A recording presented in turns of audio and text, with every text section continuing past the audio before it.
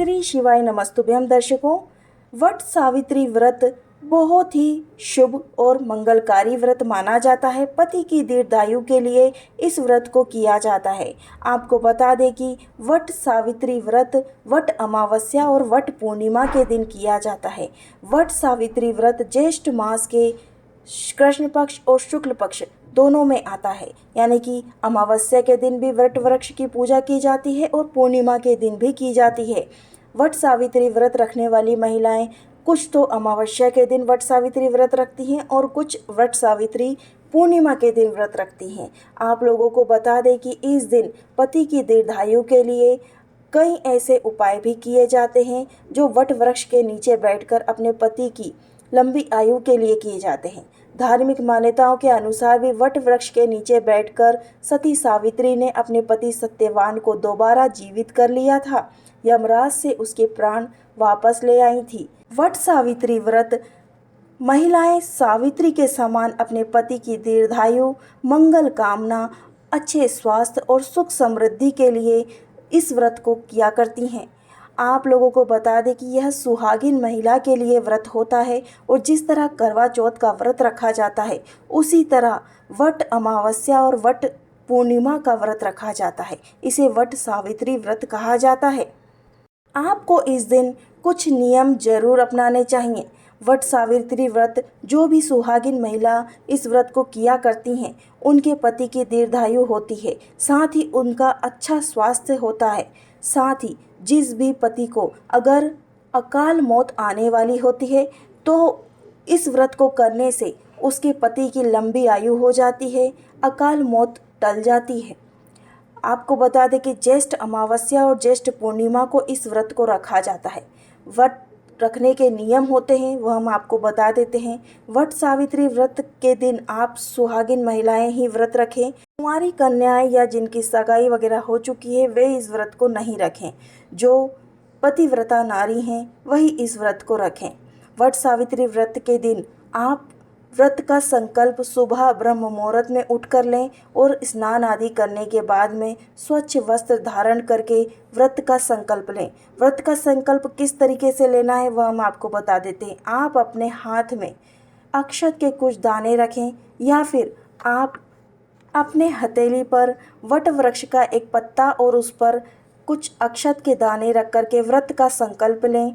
सुबह सुबह व्रत का संकल्प लेने के बाद में आप इस व्रत का पालन करें। दिन भर आपको कुछ नहीं खाना है। यदि आप पूजा करने के बाद में फलाहार करना चाहती हैं तो फलाहार कर सकती हैं। अब आपको बता देते हैं कि इसमें पूजा किस विधि से होना है। आपको सुबह स्नान वगैरह करने के बाद संकल्प लेने के बाद आपको किसी भी घर के नज़दीक में किसी मंदिर में या फिर कहीं वट वृक्ष लगा हो तो वहाँ पर पूजा की थाली सजा लेनी है। 1 लोटा जल रखना है। आपको अपने आप को भी सजाना है। इस दिन सुहाग का त्यौहार रहता है तो जिस तरह आप करवा चौथ का व्रत रखती हैं उसी तरह 16 श्रृंगार आप इस व्रत में भी करें, क्योंकि हर सुहागिन महिला को 16 श्रृंगार करके ही पूजा व्रत आदि करने चाहिए। इस दिन बरगद के व्रत के नीचे आप बरगद के वृक्ष के नीचे जाएं और वहाँ पर आप विधि विधान से बरगद के वृक्ष की पूजन करें। बरगद के वृक्ष में 33 कोटि देवी देवताओं के साथ में भगवान ब्रह्मा, विष्णु, महेश, माता लक्ष्मी और पार्वती माता का भी वास होता है। इस दिन आप सत्यवान और सावित्री की कहानी भी सुने। कहा जाता है कि माता सती सावित्री ने सत्यवान के प्राण, उनके पति के प्राण यमराज से छीन लिए थे। यमराज उनको मजबूर हो गए थे उनके प्राण देने को। तो आप इस व्रत को जरूर करें। आप अपने पति की लंबी आयु के लिए इस व्रत के दिन कुछ उपाय भी करें। इस व्रत को आप रखती हैं तो वट वृक्ष के नीचे बैठकर ही सत्यवान सावित्री की कहानी सुनें और साथ ही अपने हाथ में कुछ पुष्प, अक्षत, फूल रख कर के इसकी कथा सुनें और बाद में कच्चा सूत जो कि सफ़ेद कलर का आता है उसे ले लें और साथ में 108 कुछ चीज़ें रख लें। 108 चिरौंजी, 108 अक्षत के दाने या कुछ भी रख करके आप वट वृक्ष की परिक्रमा करें। जो लोग 108 परिक्रमा नहीं कर सकते वे 7 परिक्रमा कम से कम जरूर करें। और परिक्रमा करने के बाद में आप दान धर्म करना ना भूलें। किसी भी गरीब व्यक्ति को या ब्राह्मणों को आप दान जरूर करें, क्योंकि पूर्णिमा और अमावस्या दोनों को इस व्रत को रखा जाता है, तो आप दान जरूर करें। इससे आपके पितृ भी संतुष्ट होते हैं, उनकी आत्मा को शांति मिलती है। आपको इस दिन कभी भी व्रत तोड़ना नहीं चाहिए, व्रत को पूरा करना चाहिए। आपकी पूजा हो जाने के बाद में बरगद के पत्ता एक लेना है, जो कि नई नई कोपल सी आती रहती है, उसे लेकर के आपको काले चने के साथ में 7 काले चने ले लें।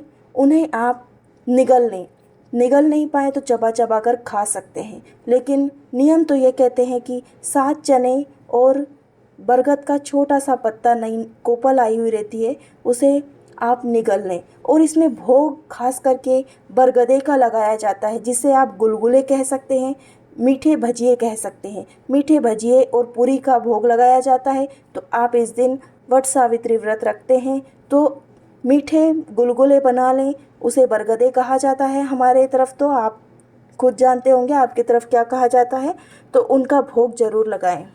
हो सके तो सुबह के समय ही 12 बजे के पहले पूजा संपन्न कर लें। इसके बाद आप व्रत का फलाहार ले सकती हैं और आपका व्रत अगले दिन ही खोलना है। इस व्रत को पूर्ण किया जाता है, अपूर्ण नहीं किया जाता। आप फलाहार कर सकते हैं, फल फ्रूट खा सकते हैं। पति की दीर्घायु और सुख समृद्धि, अच्छे स्वास्थ्य की कामना के लिए इस व्रत को रखा जाता है। आप अगर इस व्रत को रख रही हैं तो और भी उपाय हैं हमारे चैनल पर वट सावित्री व्रत के दिन रखने के, तो आप उन उपायों को जरूर कीजिएगा।